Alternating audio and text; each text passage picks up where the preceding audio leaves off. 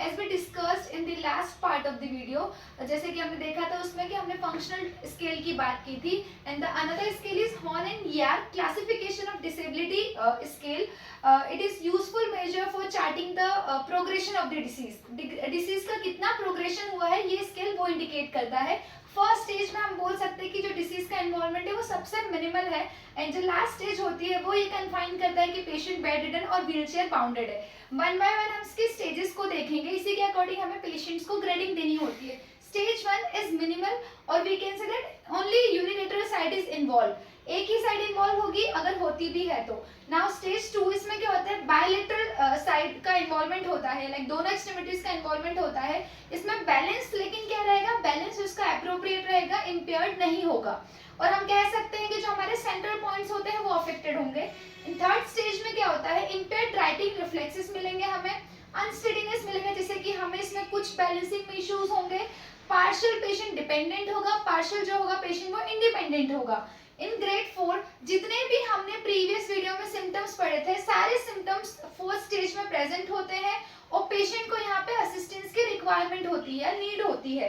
In stage 5 is severe stage, इसमें patient bed ridden हो सकता है या फिर पेशेंट को व्हीलचेयर बाउंडेड हो सकता है कि वो इंडिपेंडेंटली वर्क नहीं कर सकता, यहाँ पे वो टोटली डिपेंडेंट स्टेज में आ जाएगा. Now moving further for the medical management. Medical management में हम पार्किंसन को प्रिवेंट करने के लिए और करेक्ट करने के लिए हम क्या कर सकते हैं, एंटी पार्किंसंस ड्रग्स देते हैं पेशेंट्स को. अगर हम फार्माकोलॉजिकल ट्रीटमेंट की बात करें तो हम लेवोडोपा के साथ कार्बिडोपा का कॉम्बिनेशन देते हैं. आप डोपामिन एगोनिस्ट पेशेंट को एज अ फार्मा ड्रग्स में आप दे सकते हैं. एंटीकोलिनर्जिक ड्रग्स दी जाती है पेशेंट्स को.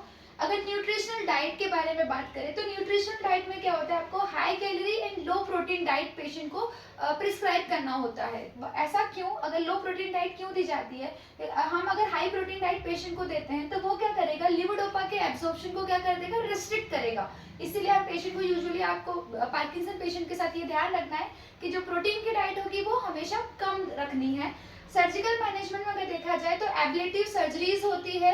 एब्लेटिव सर्जरीज में हम बात करें तो पैलिडोटॉमी हो सकती है, थैलेटॉमी हो सकती है. डीबीएस की अगर हम बात करें, डीप ब्रेन स्टिमुलेशन, जैसे नाम से ही क्लियर है कि इसमें इलेक्ट्रोड्स का प्लेसमेंट किया जाता है particular area of the brain में.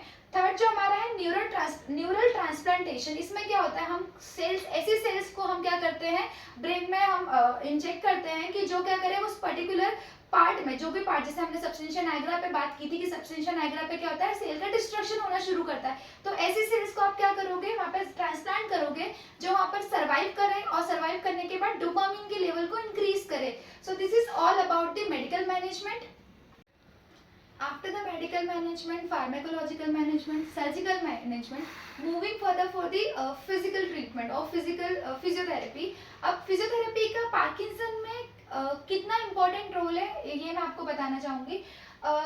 कुछ प्रिंसिपल्स होंगे एक्सरसाइज स्टार्ट करने से पहले. इन प्रिंसिपल्स में जितना जल्दी हो सके, जब जितना जल्दी अर्ली स्टेज में अगर पार्किंसन डायग्नोस होता है उतना जल्दी आपको एक्सरसाइज स्टार्ट करना है. Start exercises as early as possible. उसके बाद सेकंड जो रहेगा प्रिंसिपल वो क्या बोलता है, do the exercise under the guidance of physiotherapist. Exercise doesn't mean कि आप घर पे केयर गिवर या attender exercise, normal exercise movement करवा रहे हैं, क्योंकि बीइंग अ फिजियोथेरेपिस्ट आपको ये पता होता है कि रिजिडिटी को किस तरीके से, कौन से मूवमेंट से कम करवाना है. अगर ट्रेमर्स आ रहे हैं तो आप किस तरीके के फंक्शनल एक्सरसाइज प्लान कर सकते हो. गेट ट्रेनिंग करेक्ट करने के लिए आप किस तरीके से एक्सरसाइज प्रिस्क्राइब करते हो. तो एक्सरसाइज हमेशा एक फिजियोथेरेपिस्ट की गाइडेंस में ही करना चाहिए. थर्ड प्रिंसिपल होता है exercise should mimic your function. जो भी आप एक्सरसाइज करवा रहे हैं पेशेंट को वो उसके डे टू डे एक्टिविटी से कहीं ना कहीं मिमिक होना चाहिए, लाइक उसको वो पर्टिकुलर जो एक्सरसाइज है उसको क्या करे, डे टू डे एक्टिविटी में फॉलो कर पाए. जो फोर्थ हमारा प्रिंसिपल होता है कि हमेशा पार्किंसन पेशेंट्स को हमें कम्युनिटी के टच में रहना चाहिए. जैसे कि हम बात करते हैं ग्रुप एक्सरसाइज कितना हेल्पफुल होती है पेशेंट्स के लिए, तो हमेशा एक्सरसाइज क्या करना है, आपको कम्युनिटी के टच में पेशेंट को रखना है. Perform exercise at home and outdoors. सिर्फ आपको घर में ही एक्सरसाइज नहीं करनी, आउटडोर, जैसे पेशेंट्स का हमने बताया कि वो स्मॉल स्टेप्स लेता है, गेट डिस्टर्ब होता है, उनका स्टूप पोस्चर होता है, तो जितना ज्यादा वो आउटडोर एक्टिविटीज करेगा उतना ही ज्यादा उसके लिए हेल्पफुल रहेगा. नेक्स्ट हमारा जो प्रिंसिपल होता है वो होता है आपको पेशेंट को पार्किंसन के बारे में और केयर गिवर को पूरा एडिक्वेट करना है कि एक्चुअली पार्किंसन होता क्या है, इसके फर्दर एक्सरसाइज नहीं करने के क्या डिसएडवांटेजेस हो सकते हैं, और एक्सरसाइज करके आप कैसे फर्दर जो स्टेजेस होती है उससे आप उसको प्रिवेंट कर सकते हैं। नाउ फिजियोथेरेपी इंटरवेंशंस में हम बात करें तो सबसे पहले हमें बेसिक इवैल्यूएशन लेना होता है, पेशेंट का असेसमेंट करना होता है। फॉर एग्जांपल अगर हमें कॉग्निटिव फंक्शन टेस्ट देखना होता है, आप एमएमएससी स्केल लगा सकते हैं। अगर हमें गेट देखना है पेशेंट का कितना पोस्चरल इनस्टेबिलिटी हुआ है, उसके लिए आप प्लम लाइन से उसका पोस्चर इवेल्युएट कर सकते हैं। गेट अगर आपको इवेल्युएट करना हो तो आप उसके लिए 6 मीटर वॉक टेस्ट लगा सकते हैं, 10 मिनट वॉक टेस्ट हो सकता है। पर्टिकुलर अगर आपको मान लो कार्डियोपल्मोनरी फंक्शंस देखने, तो आपको ये ऑब्जर्व करना होगा कि उसका जो है आरपी कितना, रेट ऑफ परसिस्टिव एक्सर्शन कितना हो रहा है।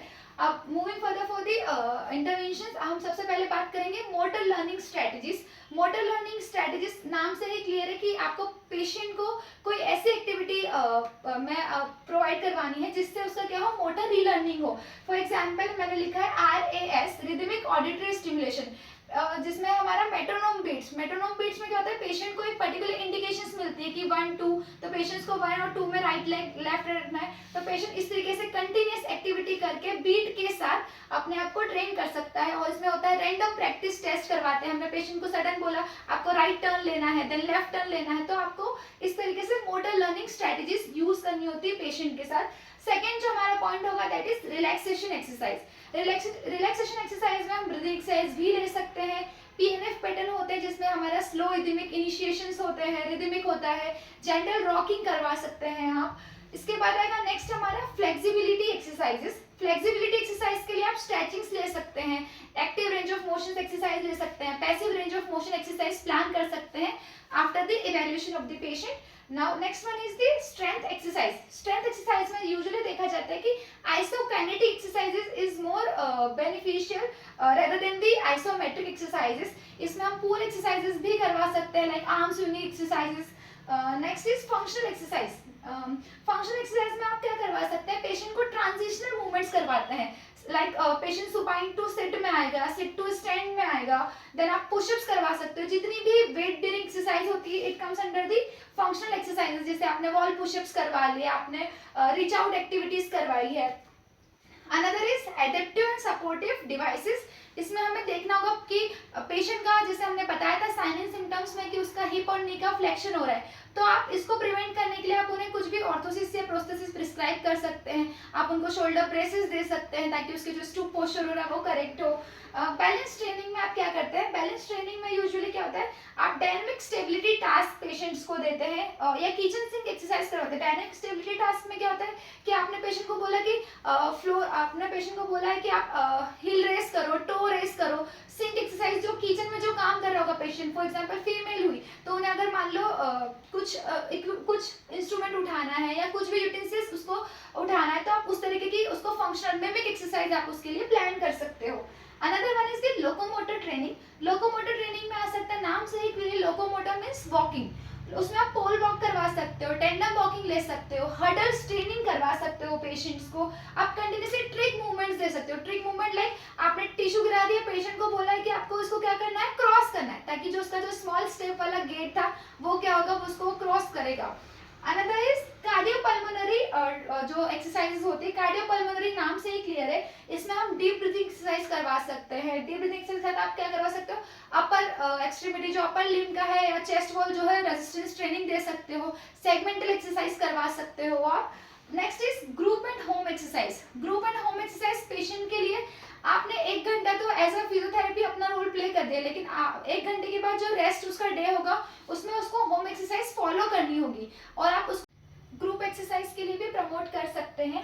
Last one is the aquatic exercise. As we all know that कि एक्वेटिक एक्सरसाइज में क्या होता है, पेशेंट का जो हाफ बॉडी वेट होता है वो कम होता है, तो उसमें हम ये सारी एक्सरसाइज इजीली प्लान कर सकते हैं। So this is all about the physical interventions we can do with the Parkinson patients after the evaluation of the symptoms.